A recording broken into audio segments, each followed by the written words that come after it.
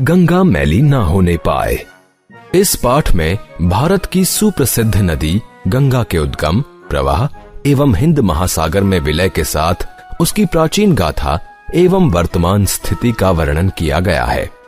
सदियों से भारत भूमि की महानता को वहन करने वाली पुण्य सलीला उत्तर भारत के समतल मैदानी भाग को विश्व का प्रमुख खाद्यान्न भंडार बनाने वाली गंगा आज दूषित होती जा रही है।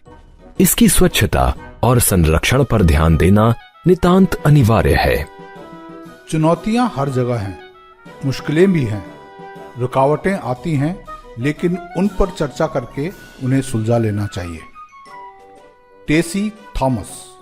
भारत के समग्र मानचित्र पर गले के हार के रूप में सुशोभित होने वाली पुण्य सलीला गंगा को इस पृथ्वी लोक पर महाराज भगीरथ ने उतारा था। उनकी कठिन तपस्या, कठोर साधना तथा एकनिष्ठ भक्ति के सम्मुख महादेव भी बेबस हो गए और अपनी जटाओं में रहने वाली गंगा को मानव जाति के उद्धार के लिए पृथ्वी पर भेज दिया।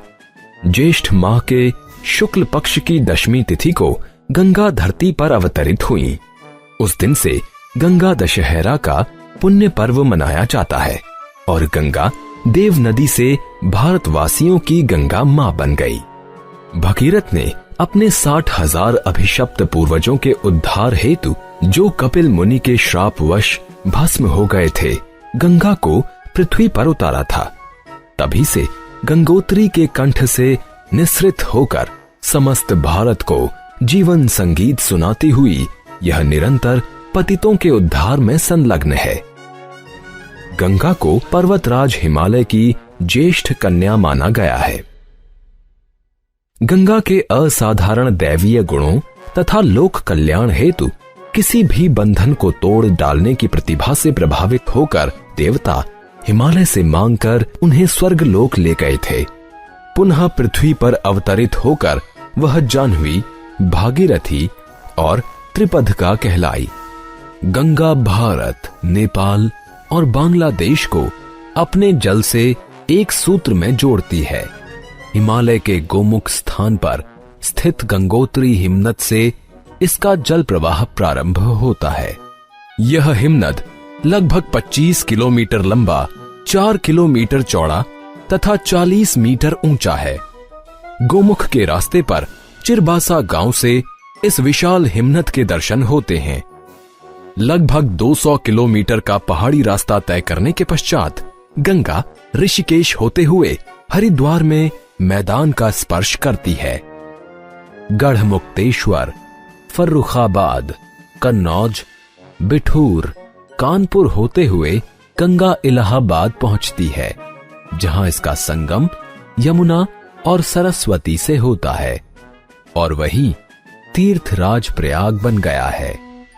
भगवान शिव की नगरी काशी में पहुंचकर गंगा मिर्जापुर, पटना आदि शहरों से होते हुए सोन, गंडक, घाघरा, कोसी आदि सहायक नदियों से मिलती मिलाती भागलपुर में दक्षिणवर्ती हो जाती है। वहां यह पद्मा नाम से बांग्लादेश में प्रवेश करती है।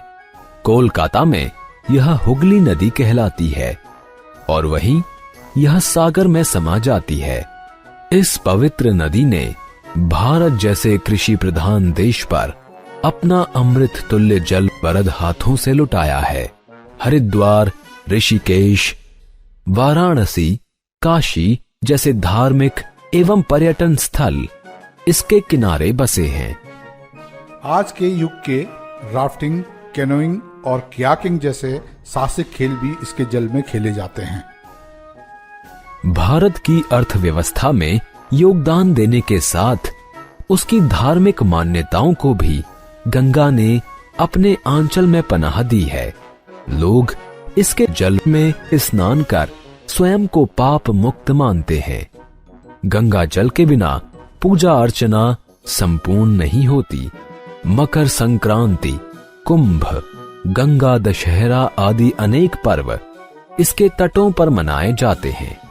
सुबह शाम गंगा मैया की आरती कर दीप दान किए जाते हैं तथा अनगिनत वरदान मांगे जाते हैं। यदि वैज्ञानिक दृष्टि से देखा जाए तो गंगा क्षेत्र में रहने वाली करोड़ों की आबादी अपने जीवन और जीविका के लिए गंगा पर निर्भर है। पिछले कुछ दशकों से विकास की अंधी दौड़ के कारण अपने उद्गम क्षेत्र गोमुख से लेकर बंगाल की खाड़ी में मिलने तक सदा नीरा गंगा पूरी तरह से प्रदूषित हो गई है। देव नदी गंगा, अमृत जलमयी गंगा जैसे विशेषणों को सार्थक बनाए रखने के लिए यह परम आवश्यक है कि राष्ट्रीय वन्य जीव अभयारण्य जैसा संरक्षण गंगा को भी मिले।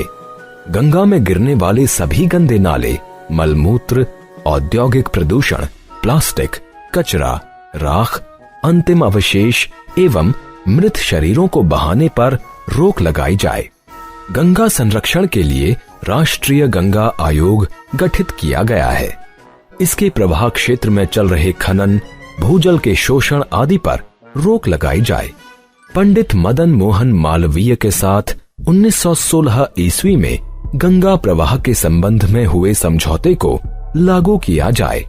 देहरादून वन अनुसंधान संस्थान ने गंगा स्वच्छता के लिए बड़ा ही कारगर उपाय सुझाया है। विशेषज्ञों ने सुझाव दिए हैं कि गंगोत्री से गंगा सागर तक गंगा के किनारे वनस्पति लगाकर राष्ट्रीय नदी गंगा की स्वच्छता में अहम योगदान दिया जा सकता है।